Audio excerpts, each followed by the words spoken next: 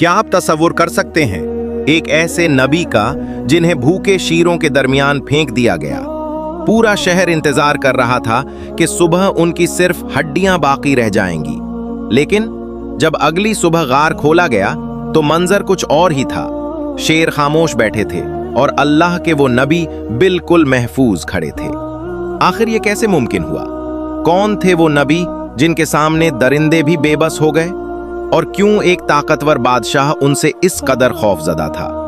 दोस्तों, तारीख के सीने में कुछ वाकयात ऐसे दफन हैं जिन्हें सुनकर अक्ल हैरान रह जाती है, और उन्हीं हैरत अंगेज दास्तानों में एक नाम डैनियल का भी आता है। वो नबी जिन्हें अल्लाह ने ख्वाबों की ताबीर का इल्म अता फरमाया, वो नबी जिनकी हिकमत ने बादशाहों को झुका दिया, और वो नबी जिनकी जिंदगी ईमान, सब्र और अल्लाह पर कामिल भरोसे की ऐसी मिसाल बन गई जिसे दुनिया आज तक नहीं भूल सकी।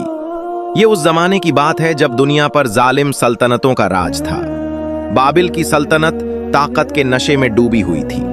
बादशाह अपने आप को सबसे बड़ा समझते थे, लोग उनके सामने सजदे करते थे, और जो इनकार करता वो जिंदा नहीं रहता था। इसी तारीक दौर में अल्लाह ने अपने एक नबी को चुना, हजरत दानियाल अलैहिस्सलाम।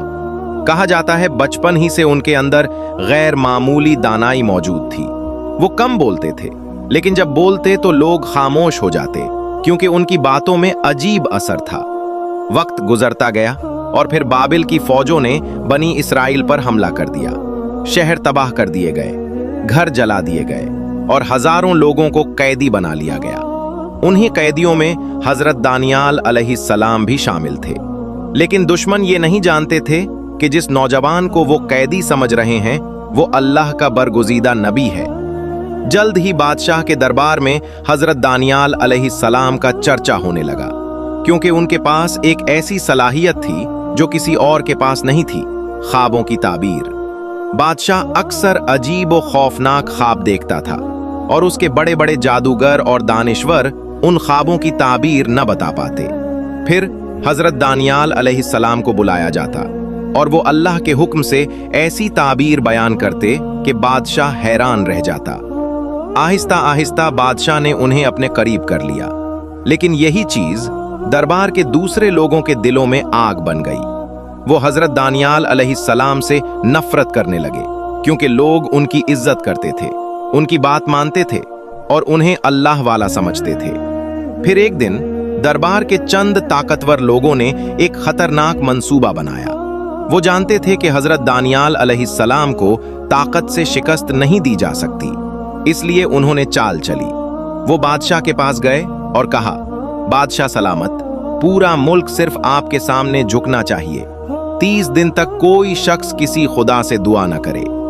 बादशाह गरूर में आ गया और उसने फौरन हुक्म जारी कर दिया, जो भी उस कानून को तोड़ेगा उसे शीरों के गार में फेंक दिया जाएगा। ये ऐलान पूरे शहर में फैल गया। लोग खौफजदा हो गए, सब ने दुआएं छोड़ दी। लेकिन हजरत दानियाल अलैहिस्सलाम नहीं डरे, क्योंकि वो जानते थे असल ताकत बादशाह के पास नहीं, अल्लाह के पास है। रात हुई, शहर खामोश था और हजरत दानियाल अलैहिस्सलाम अपने कमरे में दाखिल हुए। फिर हमेशा की तरह अल्लाह के सामने सजदे में गिर गए। बस यही वो लम्हा था जिसका दुश्मन इंतजार कर रहे थे। दरवाजा तोड़ा गया और अल्लाह के नबी अलैहिस्सलाम को गिरफ्तार कर लिया गया। अगले दिन पूरा शहर जमा था। लोगों के चेहरों पर खौफ था, क्योंकि आज एक अल्लाह वाले नबी अलैहिस्सलाम को शीरों के सामने फेंका जाने वाला था। हजरत दानियाल अलैहिस्सलाम को गार के किनारे लाया गया। नीचे अंधेरा था और भूखे शीरों की खौफनाक आवाजें फजा में गूंज रही थीं। फिर उन्हें गार में धक्का दे दिया गया। लोगों ने आंखें बंद कर ली, क्योंकि सबको यकीन था अब उनका बचना नामुमकिन है। रात गुजर गई, लेकिन उस रात बादशाह सो न सका। उसे बार बार हजरत दानियाल अलैहिस्सलाम का चेहरा याद आता रहा। सुबह होते हैं दौड़ता हुआ गार की तरफ गया। उसकी आवाज कांप रही थी।